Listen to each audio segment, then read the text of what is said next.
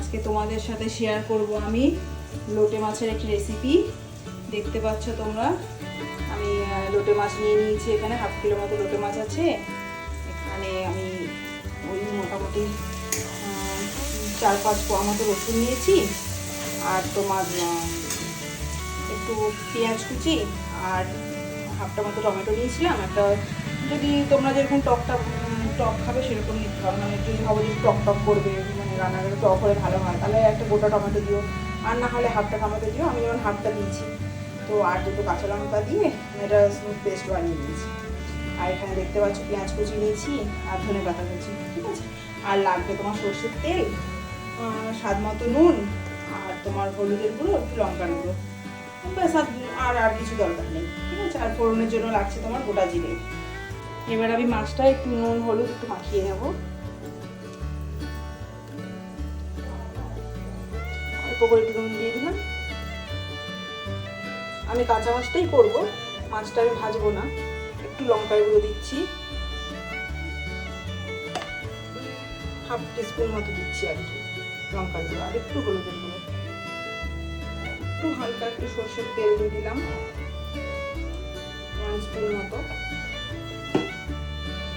মাছটাকে ভালো করে মাখিয়ে নেব। মাখিয়ে আমি 15 মিনিট মতো রেখে দেবো। তোমরা যদি একটু বেশিও রাখতে পারো, অসুবিধে নেই। কড়াইতে তেল নিয়ে নিয়েছি। এই মাছটা রান্না করতে একটু বেশি তেল লাগে, তো এই তেল নিয়ে নিয়েছি। তার মধ্যে দিয়ে দিলাম শুকনো লঙ্কা,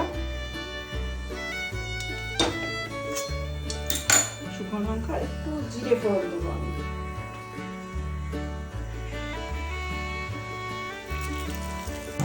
তেলটা ভালো মতো গরম করে নিতে হবে, নাহলে মাছটা লেগে যেতে পারে।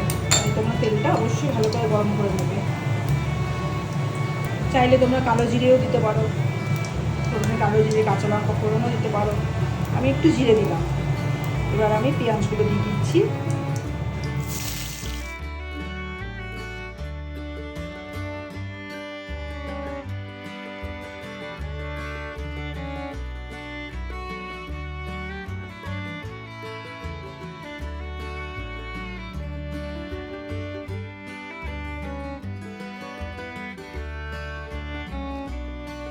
তোমরা অবশ্যই জানিও কমেন্ট করে আমার রান্না তোমাদের কেমন লাগছে।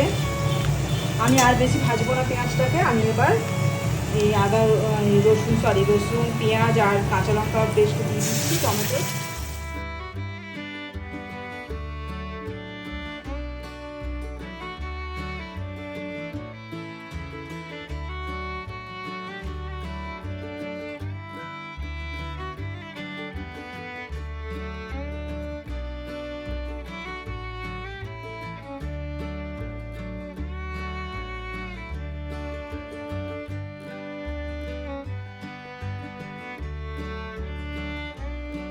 তোমরা দেখতেই পাচ্ছ কেমন তেল বেরিয়ে এসছে। মাছগুলো দিয়ে একটু গ্যাসের ফ্লেমটা একটু কমিয়ে ঢাকা দিয়ে রেখেছিলাম।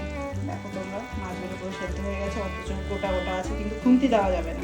খুন্তি দিলেই মাছগুলো ভেঙে যাবে। আমি কি করবো তোমরা দেখো, এই সাঁড়াশি দিয়ে ধরলাম, ধরে একটু জাস্ট এরকম করে নাড়িয়ে দেবো, নাড়িয়ে দেবো, যাতে নিচে লেগে না যায় মাছটা। এইভাবে দেখো আস্তে আস্তে করে মাছটা কি সুন্দর হয়ে যাবে। তোমরা দেখতেই পাচ্ছ মাছটা আমার একদম রান্না হয়ে গেছে।